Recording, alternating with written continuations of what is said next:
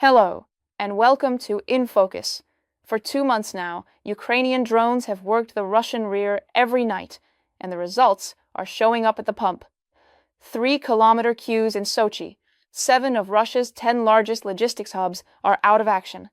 A refinery in Orenburg shut down 900 kilometers from the front. And what Moscow is quietly building along NATO's border in response. First, the campaign Ukraine calls its long-range sanctions.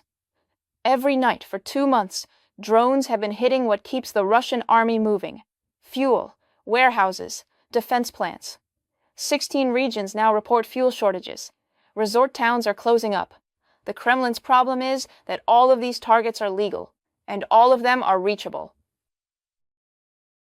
For the second month in a row, Ukraine's defense forces have been inflicting significant damage on the Russian economy every night. The strikes target key sectors: the military-industrial complex, oil refineries, and logistics. On the night of August 16th, following a large-scale drone attack on the Moscow region, a wild berries warehouse in Domodedovo caught fire. The company's logistics hub at the Koledino Industrial Park also ceased operations. Koledino is on fire. That's how Sunday morning started. This was the only warehouse where all our remaining goods were stored. There it is, burning. I don't even know why I'm going there. Until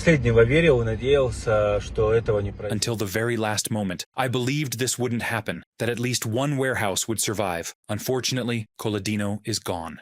It was Wildberry's largest warehouse, covering 250,000 square meters, according to Ukraine's defense ministry. As of August 16th, Ukraine's defense forces had put 7 of the company's 10 largest logistics centers out of operation. According to Ukrainian President Volodymyr Zelensky, the marketplace is involved in supplying military products. Strikes on its warehouses and logistics network are therefore part of a broader campaign to damage the Russian economic infrastructure that underpins Moscow's war effort. Among the priority targets are oil refineries. After all, Russia needs vast amounts of fuel to continue the war. Following a temporary improvement, the fuel crisis has returned to at least 16 Russian regions. Reports of shortages and kilometer-long lines at petrol stations are coming from Moscow, Krasnodar, and Primorsky Krais, as well as the Voronezh, Rostov, Ryazan, and Saratov regions and other parts of Russia. It was unexpected because things had improved and we had started to relax. But today there's already a problem. Look, the line behind me is growing right before my eyes. There's no petrol at many stations. Some only accept fuel cards. And where there is fuel, there's a queue.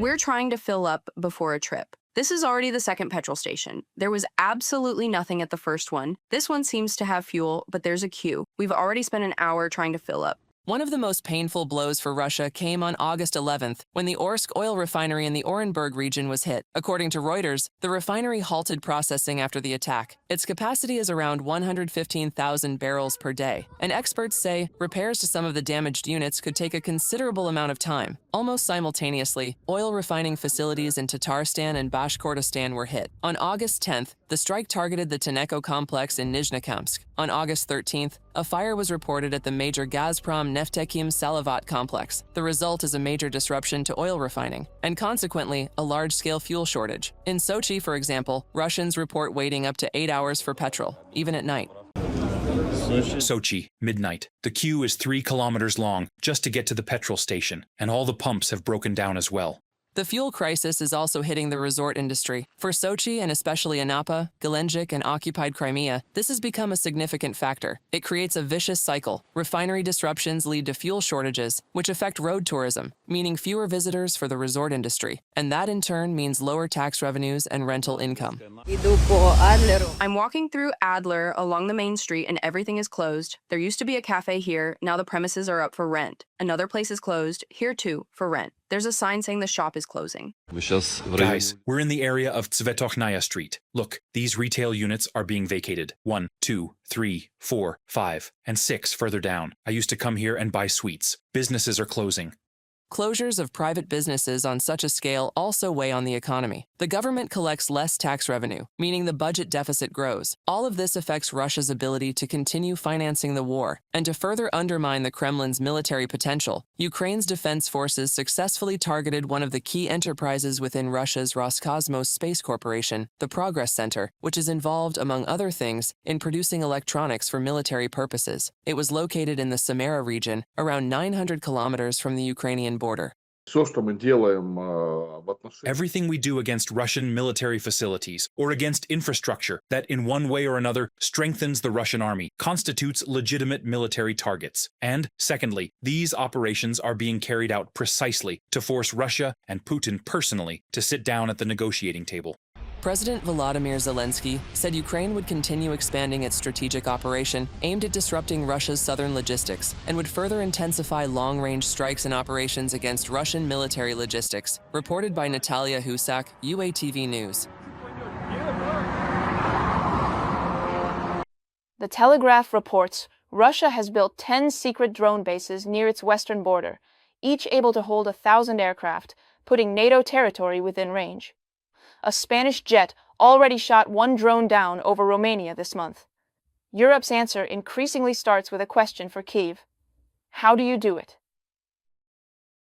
A dozen secret bases for launching Geran 4 and Geran 5 jet-powered attack drones have reportedly appeared near Russia's western borders, according to the Telegraph. Each site can reportedly store up to 1,000 drones, and some are already being used for Russian strikes against Ukraine. Based on leaked documents and satellite imagery, journalists identified 59 new launch sites for unmanned aerial vehicles. The threat from Russian drones extends beyond Ukraine to NATO countries within a 1,000-kilometer radius of launch sites in Russia and in the occupied Ukrainian territories. Hybrid attacks, including false flag operations, cannot be ruled out, the investigation says. Experts believe Europe can protect itself by drawing on Ukraine's experience and technology. Ukraine is showing how to counter this, both in terms of dealing with the means of attack, using the appropriate tactics, methods, and capabilities, and through preventive action. That means identifying where and which Russian defense industry facilities should be targeted in order to reduce their offensive potential, while also developing the necessary capabilities ourselves. On August 16th, an F-18 fighter jet operated by the Spanish Air Force shot down an unidentified drone that had illegally entered Romanian airspace from Moldova, Romania's defense ministry reported. Moldova's defense ministry confirmed that the UAV had entered Moldovan airspace from Ukraine's Odessa region before flying into Romanian airspace. The incident occurred during a massive Russian attack on Odessa. In the last 3 weeks, this is the third unmanned vehicle that illegally enters our airspace and is shot down. Before our Navy Day, more fragments were washed to shore, and our radars monitored attacks of more than 100 drones outside our border on Ukrainian Danube ports. These attempts to stop international food trade, essential for access to food across continents and for Ukraine's resilience, are illegitimate actions with spillover effects on the security of the Danube and the Black Sea. Oana Tsoiu, Minister of Foreign Affairs of Romania, on X social media. Russian provocations will continue as long as there is no peace in Ukraine, Estonia's Foreign Minister Margus Tsahkna believes. The threat to NATO will persist as long as Russia continues its war of aggression against Ukraine. That is why we must maintain strong military, economic, and political support for Ukraine, while increasing pressure on Russia to bring its war of aggression to an end and achieve a just and lasting peace. Margus Tsahkna, Minister of Foreign Affairs of Estonia, on X social media. Russia's hybrid war against NATO is no longer a hidden threat. It has become an active daily assault on critical infrastructure, and civilian Polish Foreign Minister Radosław Sikorski said. In his view, Europe needs a European legion to counter such provocations, a specialized force made up of professional military personnel from European countries, and, after the war, Ukrainian veterans as well. There is an important nuance here. The idea of a Ukrainian shield as part of the Eurocorps is beneficial for everyone, both Europe and Ukraine, but only if the war in Ukraine ends. The escalation we are currently seeing in Europe does not indicate that the war in Ukraine is about to stop. Therefore, including the Ukrainian army in a European corps is a contentious issue. The Ukrainian army will primarily defend Ukraine.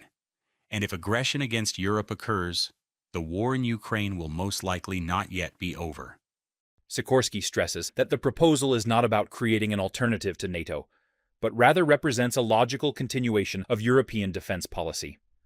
Under the EU's REARM, Europe/Readiness 2030 program, the bloc plans to mobilize up to €800 billion in additional investment for security and defense by 2030. Reported by Andriy Dimitrenko, UATV News.